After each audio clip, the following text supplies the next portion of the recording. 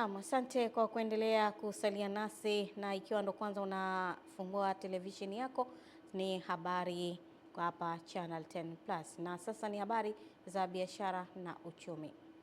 Serikali ya Mapinduzi ya Zanzibar imewataka wadau wa sekta za fedha kushirikiana na serikali katika ujenzi wa miradi ya maendeleo na miradi ya kiuchumi ili kuimarisha uchumi wa mtu mmoja mmoja na taifa kwa ujumla badala ya kutegemea wadau wa maendeleo kutoka nje. Tupate taarifa kamili. Waziri wa Fedha na Mipango Dr. Juma Malik Akili amelitoa ombi hilo wakati wa uzinduzi wa tawi la Benki ya Biashara katika eneo la Mkunazini, wilaya Mjini, mkoa Mjini Magharibi Unguja. Katika kukuza uchumi wa Zanzibar ambao takriban kwa miaka 5 iliyopita umekuwa ukiwa himilivu bila mtikisiko, pamoja na cheki mbalimbali zinazotokea duniani, lakini tumeweza kumudu uchumi wetu, umekuwa ukikua steadily, na hivi sasa tunaendelea tukiwa tunajitegemea kwa kiasi kikubwa sana kupitia resources zetu za ndani. Aidha, waziri wa Fedha na Mipango amesema maendeleo ya Zanzibar na Tanzania hayawezi kufikiwa bila serikali kushirikiana na wadau wa maendeleo wa ndani. Tunatarajia kufungua benki ya uwekezaji, yani Zanzibar Investment Bank. Maana yake nini? Wenyewe hatuwezi kumaliza hiyo, lakini tunahitaji washirika, tunahitaji wadau ambao watafanya kazi na Zanzibar, watacontribute kuwa ni sehemu ya wabia, kwa sababu Zanzibar ni tunaamini kwamba serikali pekee haiwezi kumaliza biashara hii. Mkurugenzi wa benki ya KCB Cosmas Kimario amesema ufunguzi wa tawi hilo ni kuchochea maendeleo na itaendelea kushirikiana na serikali katika kujenga uchumi na ustawi wa jamii. Sawa.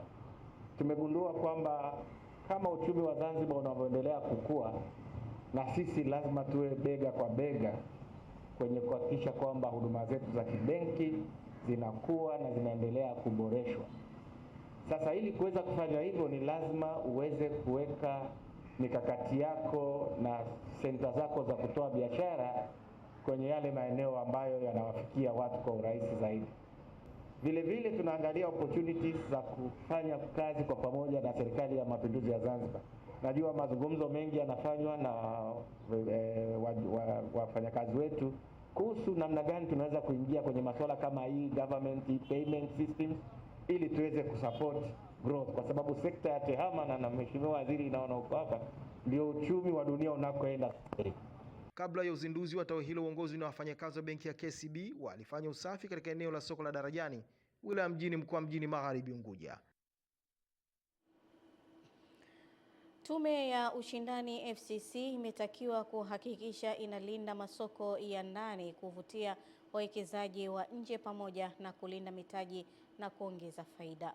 Wito huo umetolewa na Naibu Waziri wa Viwanda na Biashara Dennis Londo wakati wa ziara yake kwenye tume hiyo, ambapo amewataka kuongeza uzalishaji wa bidhaa za ndani, kuongeza mauzo ya nje sambamba na kuhakikisha wanazalisha kwa tija ili kuinua uchumi wa nchi. Kwa upande wake, kaimu mkurugenzi mkuu wa FCC Khadija Ngasongwa amesema tume hiyo itaendelea kusimamia dira maendeleo 2050 kwa kuzingatia sera za ndani na nje pamoja na kuhakikisha wanatoa ufanisi ili kuleta tija katika uchumi wa nchi. Suala la ongezeko la thamani katika mnyororo wa thamani, kuongeza uzalishaji wa bidhaa zetu ndani na kuongeza mauzo yetu ya bidhaa nje, lakini pia kuzalisha kwa tija. Jukumu la kulinda masoko ya ndani, lakini kuvutia wawekezaji wa nje, kulinda mitaji, kuongeza faida, kuongeza ajira, lakini pia kuongeza uchumi wa nchi yetu.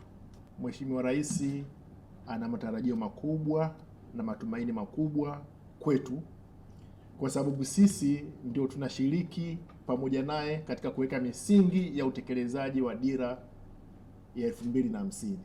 Katika kuzingatia dira na miongozo mbalimbali ya kisera, usimamizi wa maendeleo ya sekta binafsi kwa kuzingatia sera zetu zile za ndani na za nje, kuhakikisha kwamba chombo chetu cha usimamizi kinakuwa kinatoa ufanisi ili kuleta tija katika uchumi wa soko, kwa maana kwamba inazingatia ile misingi ya ushindani wa haki, kumlinda mlaji na kudhibiti bidhaa bandia katika soko la Tanzania bara. Na taasisi ya Equity for Tanzania EFTA inayojishughulisha na utoaji wa mikopo ya mashine na magari bila dhamana kwa wajasiriamali na wakulima nchini imeingia rasmi kwenye soko la mitaji ikitarajia kukusanya shilingi bilioni 50, kiasi kilichoidhinishwa na mamlaka ya masoko ya mitaji na dhamana CMSA. Akizungumza wakati wa uzinduzi wa hati fungani hiyo, mkurugenzi mtendaji EFTA Nicomed Bohai amesema kipaumbele cha kwanza ni sekta ya kilimo ambayo itachukua 50%, ikifuatiwa na sekta nyingine ikiwemo ya ujenzi, utalii, ambapo wanatoa mikopo na kuwataka wawekezaji kujitokeza kuwekeza kuanzia shilingi 500,000 kwa riba ya 14%. Niwahakikishie kwamba fedha hizi zinazowekezwa zinaenda kununua hizi productive assets nilizozitaja, mitambo, magari, ambayo moja kwa moja yanazalisha, yanatengeneza kwanza ajira. Kila trekta unanunua kuna watu wanapata ajira pale katika kuiendesha, au kila gari au kila lori unalonunua. Hati fungani hii pia inawezesha utekelezaji wa sera ya taifa ya uwezeshaji wananchi kiuchumi, yani National Economic Empowerment Policy. Mikopo kutoka kwenye benki za biashara pamoja na jitihada kubwa sana, na lazima tuwasifu kwa uwezo wao waliofikia mpaka sasa hivi, lakini kwa misingi na minajili ya mikopo hiyo haiwezi kutusaidia, kwa sababu wao wanategemea zaidi kuchukua deposits za muda mfupi. Tunavyoangalia si ni fursa kwa issuer mwenyewe yule ambayo ni EFTA, kwa sababu itamsaidia kwenda kuweza kukopesha wawekezaji na kufanya biashara, lakini pia ni opportunity pia kwa wawekezaji. Na mwisho wa habari za biashara na uchumi, Eden Bahati atakuwa hapa kwa ajili ya habari za michezo na burudani kitaifa na kimataifa. Endelea kubaki nasi.